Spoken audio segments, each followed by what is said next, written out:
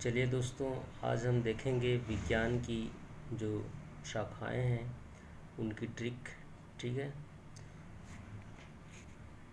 चलिए शुरू करते हैं हम विज्ञान की शाखाएं याद करने की ट्रिक।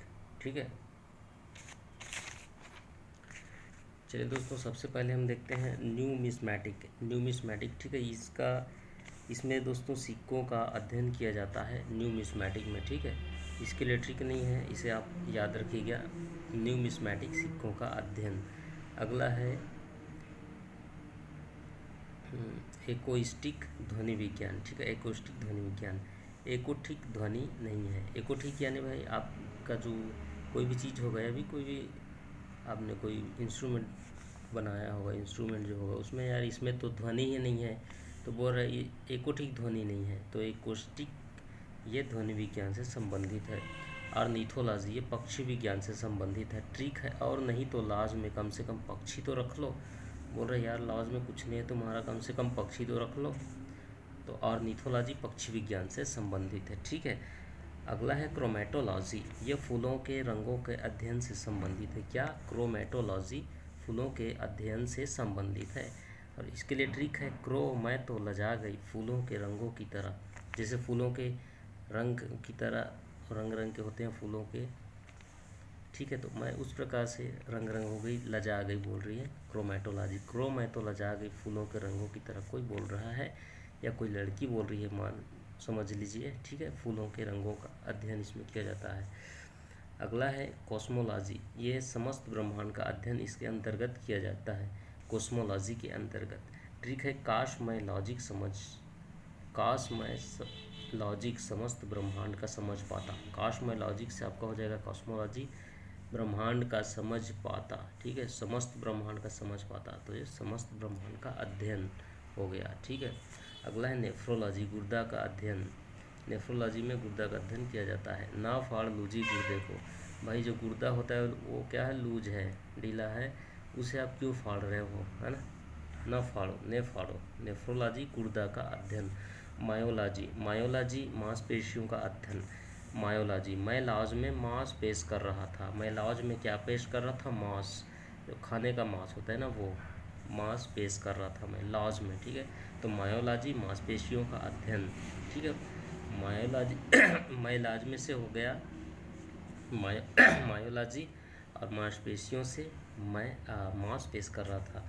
ठीक है, अगला है फ्रेनोलॉजी, खोपड़ी का अध्ययन कहलाता है फ्रेनोलॉजी। ठीक है, फ्रेनोलॉजी क्या कहलाता है? खोपड़ी का अध्ययन। देखिए, फ्री ना रहे खोपड़ी, बोलता है भाई आदमी खाली दिमाग क्या होता है? भूत का वास होता है, ऐसा बोलते हैं। तो आप खोपड़ी को खाली मत रखिए।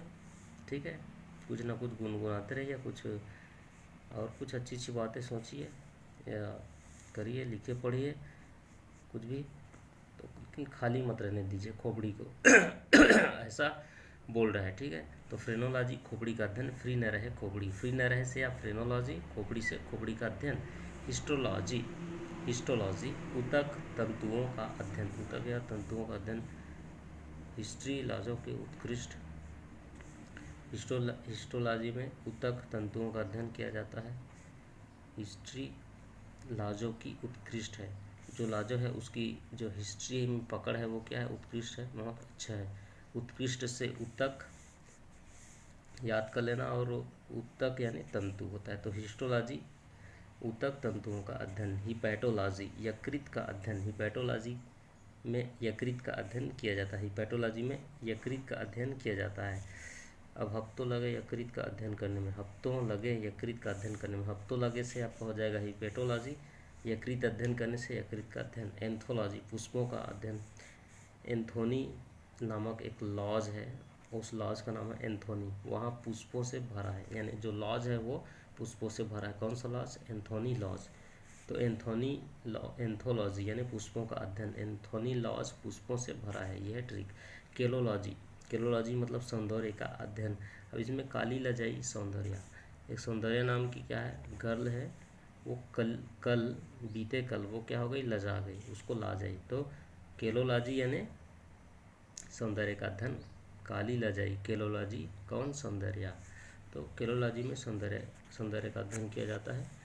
अगला है इथोलॉजी, जीवों के प्रजाति गुण का अध्ययन किया जाता है। इथोलॉजी में जीवों के प्रजाति गुण का अध्ययन किया जाता है।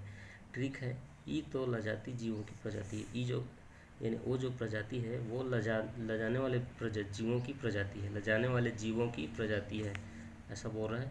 तो इथोलॉजी मतलब जीवों के प्रजाति गुण। तो और इसके लिए हमें ट्रिक बनाया है, ई तो लजाती यानी इथोलॉजी लजाती जीवों की प्रजाति है, जीवों के प्रजाति गुण के बारे में बताता है। ठीक है। और नीथोलॉजी